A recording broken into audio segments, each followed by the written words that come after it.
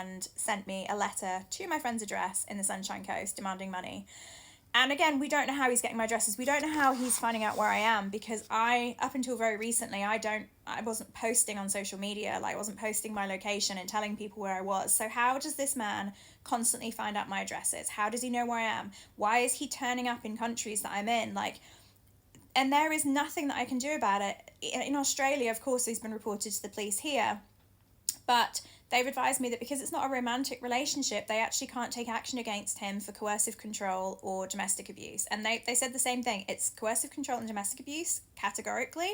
But because the relationship wasn't romantic, we can't take action. Now, what does romantic mean? Holding hands? Kissing? Do I have to have gone on a date with this guy? I'm not in any way less a victim. But we do think that me being in Australia and me being in a relationship here has deterred him slightly from doing anything else, and I haven't had any threats or demands for money for a while. But guys, it's been 7 years, and this is all because I originally spoke to someone about being an investor. That's it. Literally had a conversation with someone about being an investor, and I've had 7 years of hell. I've lost my life, my business, the £5 million net worth. I had to leave my car there because there was a warrant on it. I lost my apartment, all my clothing. I mean, I literally was legally homeless in England when I got there and couldn't afford to rent an apartment. Like, it's been really hard to rebuild, and this is why I'm speaking out about it, because that is how ruthless and vicious somewhere like Dubai can be, and how they side with men. And I've written a book about it that is being published soon.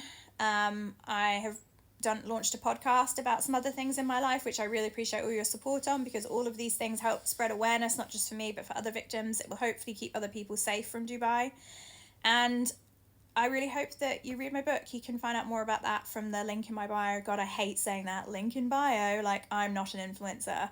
I'm also going to be doing some healing retreats next year. I've got some work to do on myself, but I want to help other victims. I feel so strongly about victims of trafficking, victims of war crimes in African countries that don't get coverage. Like, all of these experiences have spurred me to become a women's rights activist. That's what I'm now doing with my career. This is why I haven't been able to start another business, because I think I was put on this planet to effect change because of my experiences. And thank you for listening to all of that, and thank you everyone for your really nice messages. I really appreciate it.